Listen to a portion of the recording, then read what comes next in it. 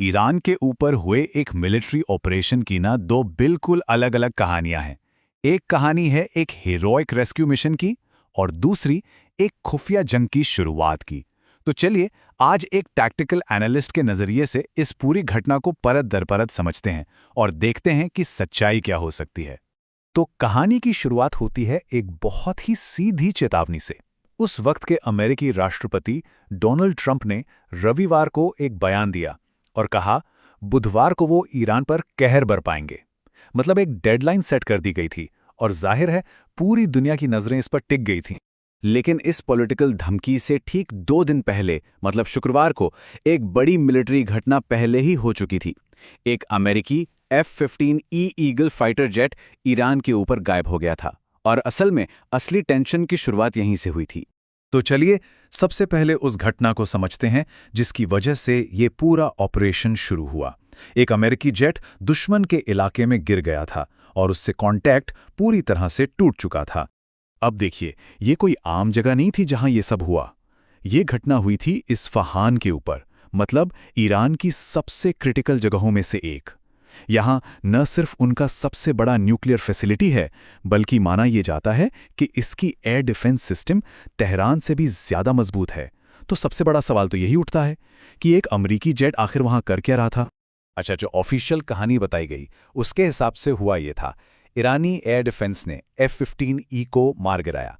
Plane में 2 लोग थे, एक पायलट और एक वेपन सिस्टम ऑफिसर जिसे WSO कहते हैं। दोनों ने इजेक्ट कर लिया। पायलट को तो काफी जल्द ही करीब 8 घंटे के अंदर ही रेस्क्यू कर लिया गया।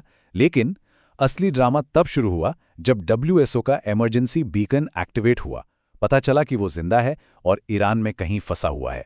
और बस इसी एक सिग्नल के साथ शुरू हुआ अमेरिकी इतिहास का शायद सबसे बड़ा रेस्क्यू मिशन। मिशन एकदम क्लियर था, एक अकेले एयरमैन को दुश्मन के इलाके से सेफ वापस लाना है, चाहे कुछ भी हो जाए। इस रेस्क्यू के लिए जो फोर्स जमा की गई वो सच में हैरान करने वाली थी। अमेरिका की सबसे एलीट यूनिट सील टीम 6, 2 बड़े C-130 ट्रांसपोर्ट प्लेन्स, एक ब्लैक हॉक हेलीकॉप्टर और इन सब में करीब करीब 250 कमांडो और सैनिक। सोचिए, सिर्फ एक आदमी को बचाने के लिए। मिशन, जैसा कि आप सोच सकते हैं, बहुत ही टेंस था। WSO ईरानी सर्च पार्टी से बचते बचाते लगभग 7000 मीटर की ऊंचाई पर पहुंचा। अगली रात अमेरिकी फोर्स ने जमीन पर लैंड किया, एक डायवर्जन क्रिएट किया और WSO को सिक्योर कर लिया। और फिर देर रात उसे हेलीकॉप्टर से निकालकर कुवैत के एक अमेरिकन बेस पर पहुंचा दिया गया। जाहिर है अमेरिका के लिए एक बहुत बड़ी कामयाबी थी। मिशन पूरा हुआ, उन्होंने अपने एक सैनिक को दुश्मन के सबसे सिक्योर इलाके से जिंदा निकाल लिया था।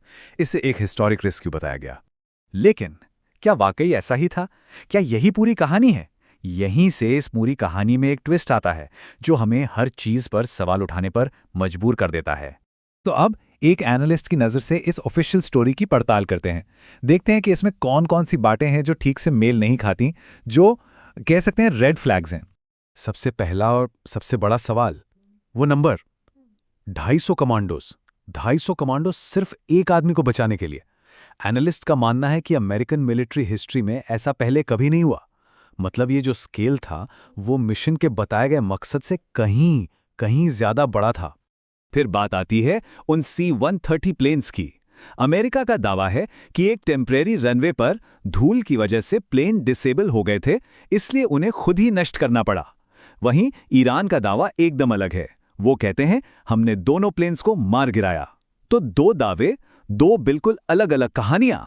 और बस यहीं पर ऑफिशियल कहानी का सबसे बड़ा लॉजिकल होल सामने आता है। जरा सोचिए, अगर 440 कमांडो 2 C-130 में आए और वो दोनों प्लेन वहीं नष्ट हो गए और निकालने के लिए सिर्फ एक ब्लैक हॉक हेलीकॉप्टर आया, तो बाकी के 200 से ज्यादा कमांडो बाहर कैसे निकले? हाउ?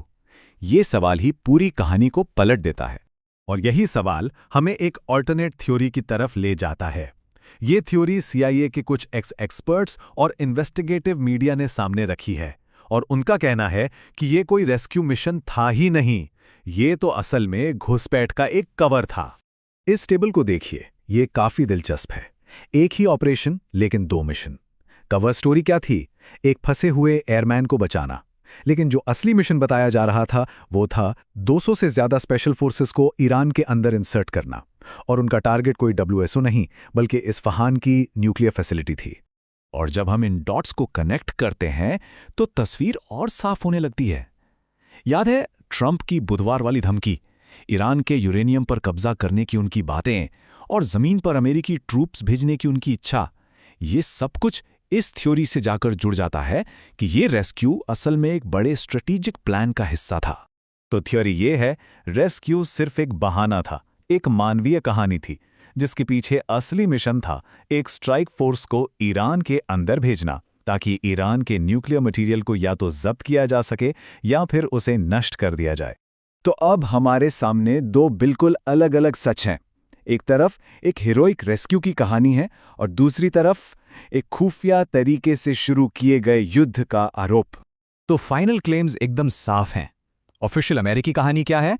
एक सफल ऐतिहासिक रेस्क्यू हर मुश्किल के बावजूद। और एनालिस्ट्स और ईरान की कहानी, वो कहते हैं कि ये युद्ध का एक छिपा हुआ एक्ट था, रेस्क्यू की आड़ में एक घुसपैठ। तो आखिर में सवाल यही है कि ये एक हीरोइक रेस्क्यू था या फिर एक बड़े जमीनी युद्ध की खामोश शुरुआत? क्या वाकई इस्फहान के ऊपर उस रात क्या हुआ था, इसका सच कभी सामने आएगा? ये एक ऐसा सवाल है जिसका जवाब शायद कहीं बीच में ही छिपा है।